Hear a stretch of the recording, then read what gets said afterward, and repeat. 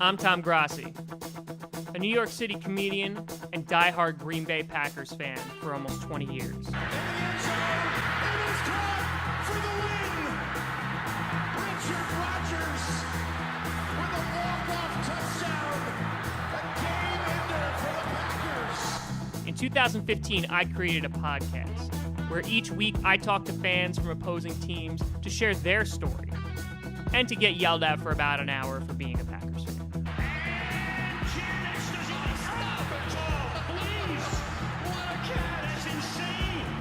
Last year, I met amazing people and went to amazing places. And this year, I'm ready to do it all over again.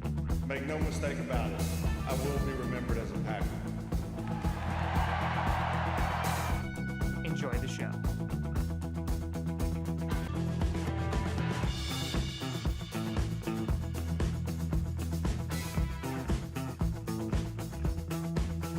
Grossi Posse Packer Nation, thank you so much for tuning into another episode of Packast, the podcast where you don't need to be a Packers fan, but it sure does help.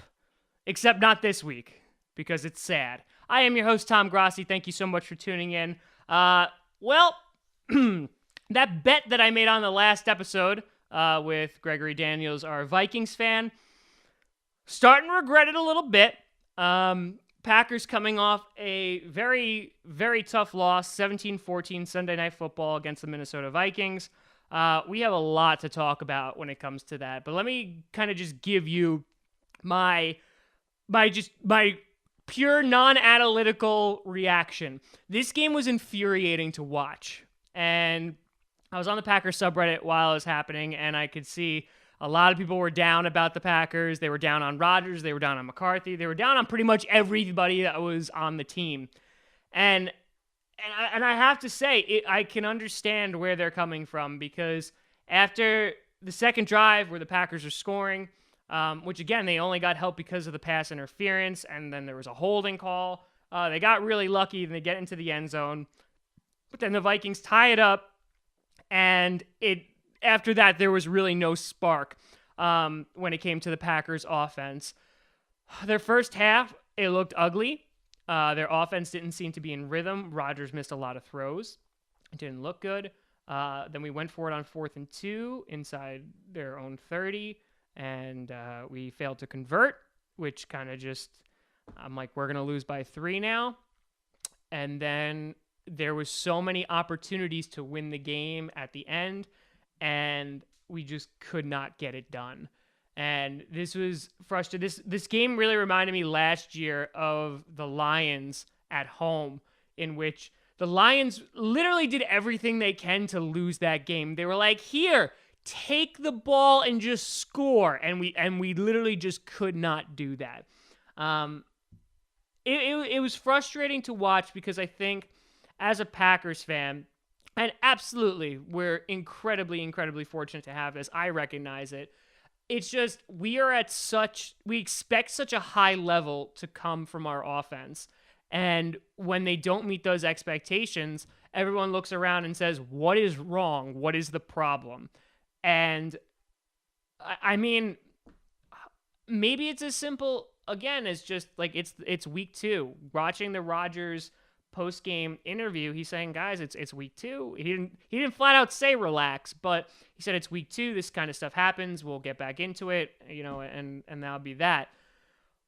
But as it's been coming out, this stat has been coming out. It's been his 14th game straight without having a passer rating over 100. Now, it's funny. I was just talking to a buddy about this, and he said, dude, 100 is like really good. And I was like, yeah, but for Aaron Rodgers, and it took a second for me to be like, yeah, last year he'd really had a receiving core, and you went against an elite defense last night in the Vikings. So while we are holding Rodgers at this huge elite status, the guy can obviously struggle. And I think the offensive line, I think the play calling and just really didn't help. I think that Rodgers held onto the ball too long. I think that he just missed open people. And I don't know what that is. I really hope it gets fixed, though. I really, really hope so, because that stretch of games that we lost last year was incredibly infuriating to watch. Ever since the Broncos destroyed us on that primetime game, it was just bad after that. And there was the Panthers, and then there was the close games to just about everybody. We're losing divisional games, and it was just bad.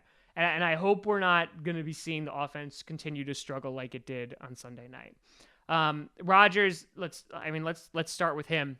Rodgers, he goes 20 for 36. He has 213 yards. Not really great stat line. He has a rushing TD, he has a throwing TD, and an interception.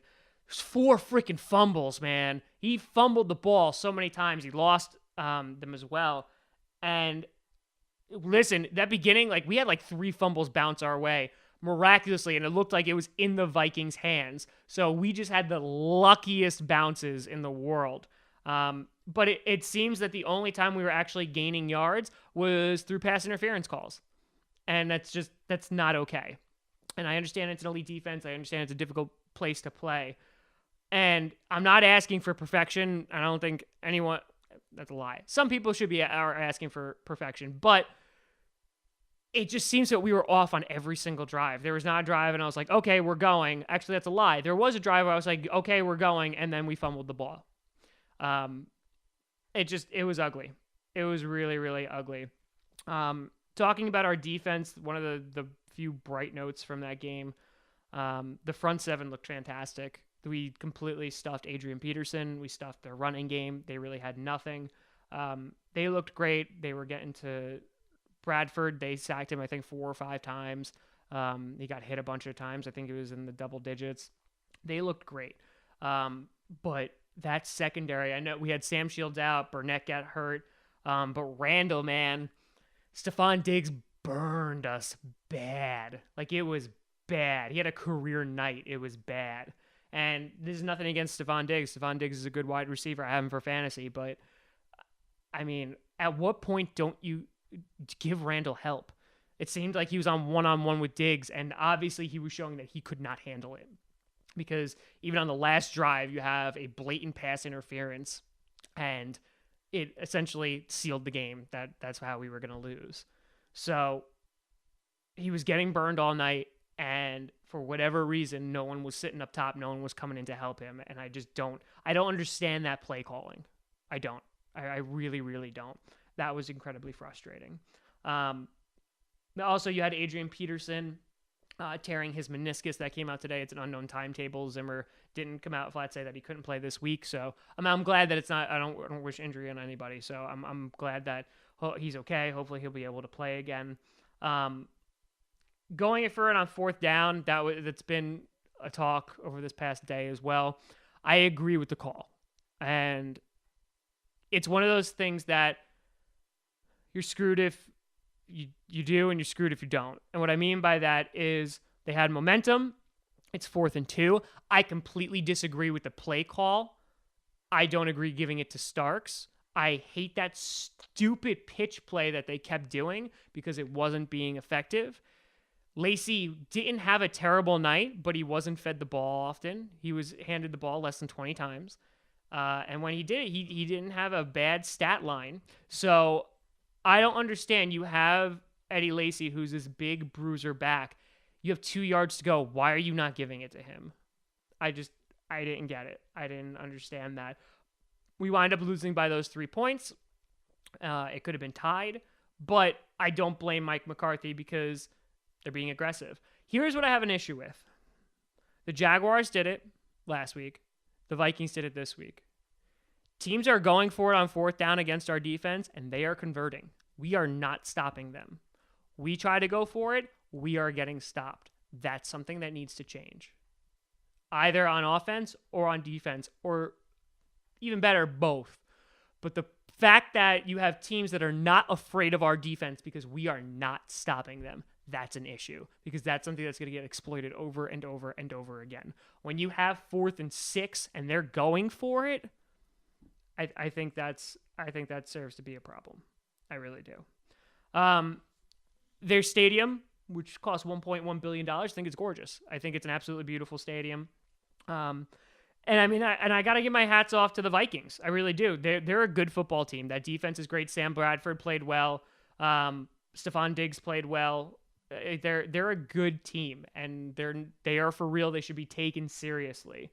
And it really is no excuse. I mean, the Packers didn't do anything to help themselves, but the Vikings totally outplayed them. They made plays when the Packers didn't.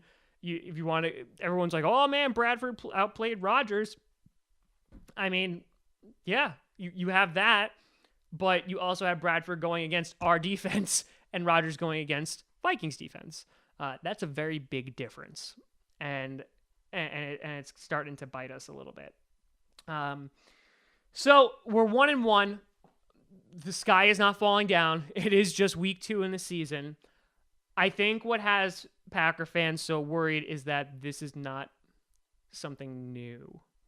Last year was rough. But this is something that we're starting to see patterns starting to emerge with the defense, with Rodgers. And I wrote this last night, is that I don't want to see him benched. I don't want to see him cut. Nothing ridiculous. No, don't fire him. None of that garbage. Something's off, though. Something is definitely off. They were even saying last night, like he's practicing doing like these uncomfortable throws where he's off balance and stuff like that. He just doesn't look comfortable in the pocket. He's holding onto the ball for too long. I don't get it. I don't think the offensive line did a decent job last night either. It's tough. It really was tough watching it because we could have won that game. We really, really could have. But the next 4 games were at home. We have a bye week coming up after the Lions. I'm really, really hoping we kind of pick it up because we have some difficult opponents coming in. But I'm hoping that after that stretch, we're 5-1. I hope the bye week we're able to heal up a little bit because we got some people hurt. But we'll see. The next game we have is against the Lions, so that'll be next week. And that's one of those things where it's starting to get to that point and exactly where it was last season.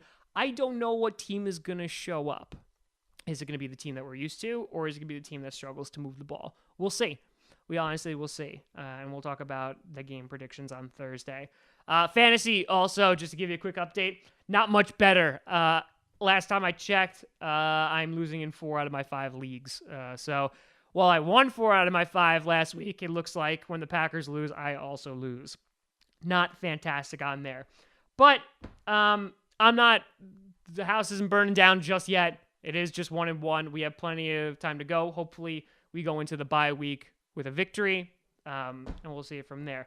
Thursday, we'll have our Lions fan on, so please tune in for that. You can always find me at TomGrossiComedy.com. That's TomGrossi Comedy, or at Tom Grossi Comedy on Twitter.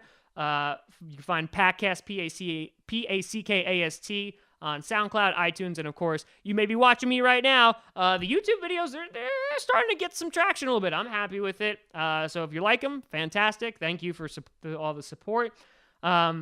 Let's not panic just yet. It's not full-blown time to panic. You'll know when it is. But until then, keep your head up. I'll see you on Thursday. And as always, go Pack Go.